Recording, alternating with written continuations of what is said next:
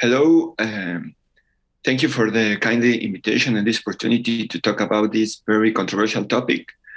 Um, my name is Omar Pichardo. I'm an endovascular neurosurgeon from Mexico City. And this topic this talk is called "Why do we need to embolize chronic subdural hematomas if we can operate them?" So I think every neurosurgeon kind of agree with me that it's a very difficult and very controversial topic because it's this way, right? So that's my disclosures. And surgery or MMA embolization. I think everybody in the world will agree with a conventional surgery for this disease, this pathology, will be the first approach and the conventional one. But this is because there are some very contundent, very common arguments pro surgery, and the first one is the vector effect. I mean, if we have midline shift in a CT scan, everybody will agree, I think, that it must be removed in the surgical way.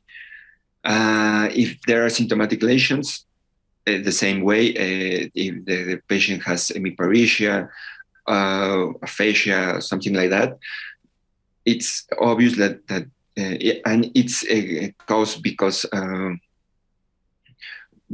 something is squishing the brain.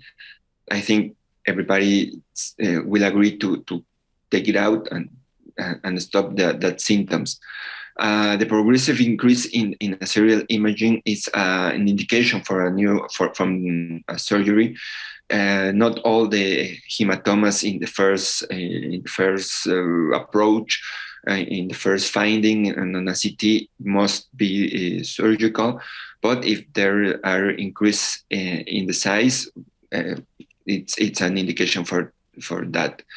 So I think, again, everybody will agree it's an easy procedure. Couple of burr holes, maybe a small craniotomy, take out the hematoma, take out the membranes, and has a low rate of complication. But it's the main question. It's really a low rate of complications. I'm not sure about that. Because in the everyday reality, we have a lot of recurrence in this disease. Some cases present seizures. It's a common finding that failure of the brain to expand, because this is mostly presented in the elderly. So the brain is smaller than was before. So the accumulation of the subdural fluid of the failure of the brain to expand, it's common. Sometimes we have tension pneumoencephalus, and if we don't have tension pneumoencephalus, the pneumoencephalus is a common finding also in the postoperatory CT scan. And we can't forget or skip mentioning the subdural lymphoma.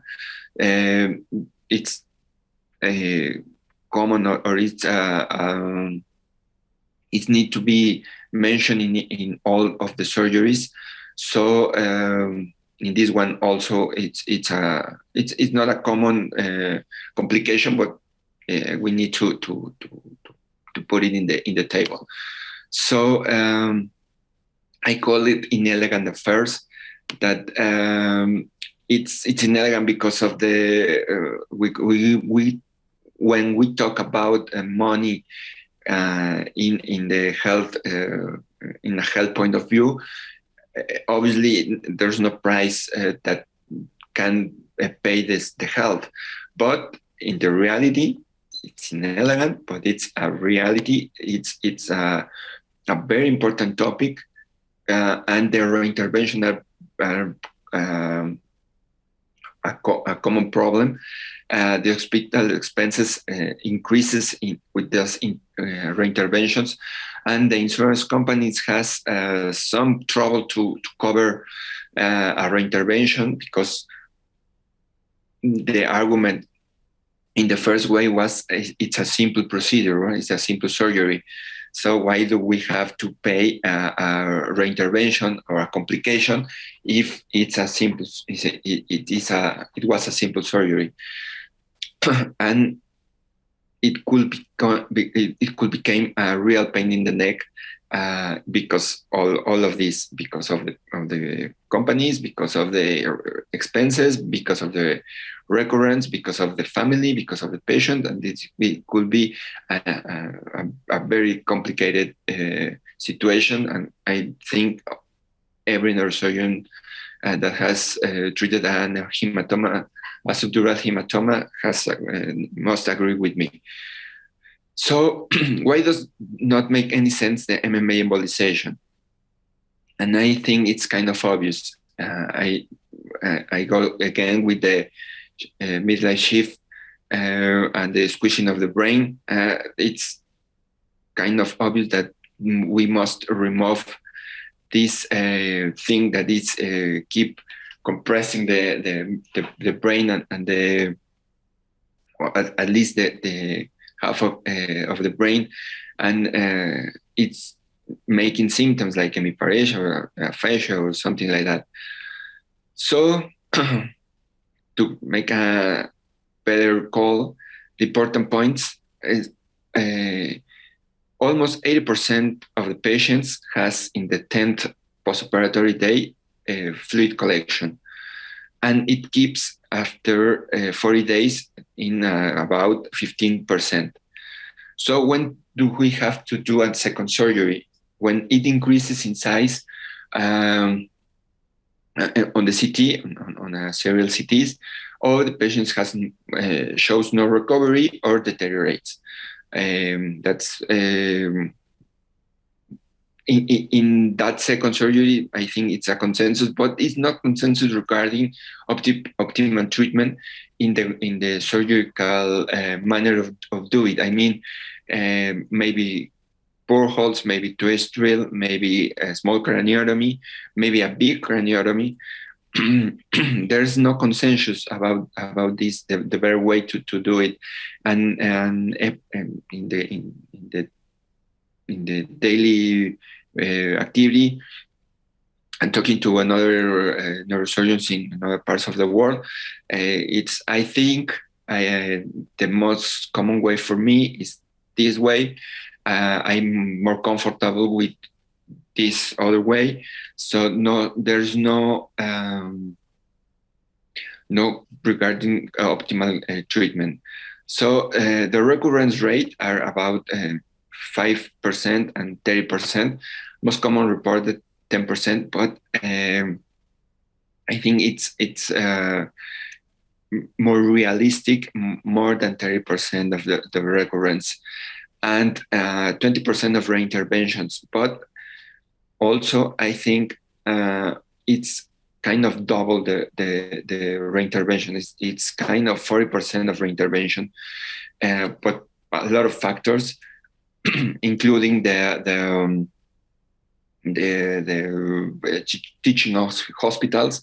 There's could be a greater reintervention rate, but also with the very experienced neurosurgeons has a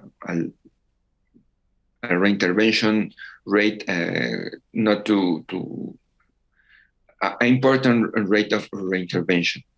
So again, became a real pain in the neck. Just a little bit of physiopathology to explain why the embolization of MMA make a little sense. So in the blue squares are the fibrinolysis. This starts the problem, right? So then in the green squares are the inflammatory cells and the inflammatory cell recruitment, and this will activate the vascular endothelial growing factor and all the pink squares that are the factor supporting the membrane formation. And with this, these lines try to represent the capillary formation, and these all together form the external membrane and the internal membrane. So if we can skip the recruitment of the inflammatory cells, maybe we can skip all of this part and the formation of the external membrane, the internal membrane, the capillaries, the new capillaries formation. And with this, skip the new bleeding, and with skipping the new bleeding, we can maybe we can keep that subdural fluid, but not the recurrence of membranes and the thickening of the dura, and again the new formation of subdural hematoma, and keep going and keep performance as surgery that I said before. So again, I think the MMA embolization make a little sense now because of this physiopathology explanation, and kind of make a better argument. The recurrence rate, as I said before, was 5 to 37%. I said before 30%, 37% in another series, and anyway, the recurrence rate in the MMA embolization now is in the highest level is 7%. So the complications, I know that in a surgical way is has a lot of cases. It's a very high number, so maybe it's not a fair comparison between of the surgery and MMA embolization, but the surgical, the MMA embolization complication is very, very low, and the good clinical outcome is very, very high. So it's very important to dimension these two situations. I think it's kind of not fair comparison, but it's the comparison that we have now, and I think we need to do a lot more studies in this manner. I'm going to show you a couple of cases just for a matter of time, not more of that. The first one is a male, 74 years old. It's a dentist. 2 weeks before the arrival to emergency department, has left hemiparesia and imbalance. The first approach was borehole, was 2 boreholes from another neurosurgeon in the department. So I show you the first CT scan in the January 21. As you can see, a chronic subdural hematoma with the thickening in the dura and little membranes. The control CT, kind of a month after this, very acceptable result, but the patient has keeping imbalance persistence.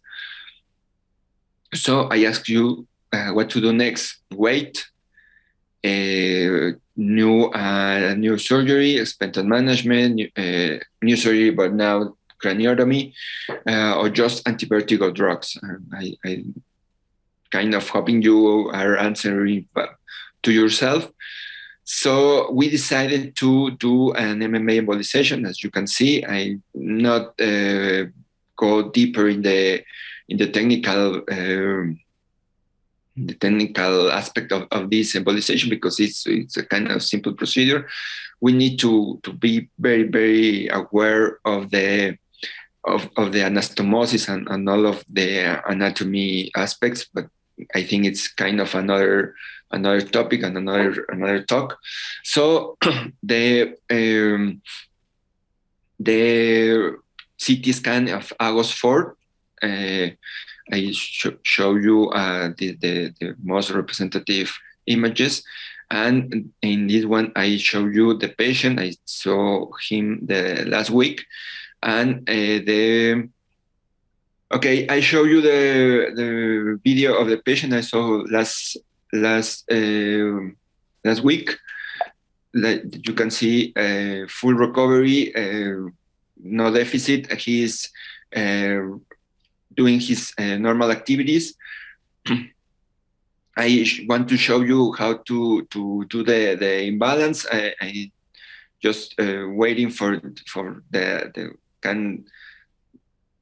this part I want to show you, and I show you the complete CT scan that I show you just the images before. So go to the next case. This is a tricky one because of the patient was a very important lawyer here in the Mexico City, and he was 89 years old. That was a point.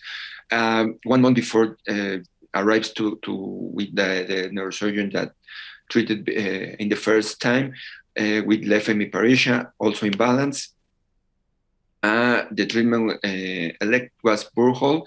I showed you the video in the July 21. You can see the very important subdural chronic hematoma with a very thick dura and a lot of membranes.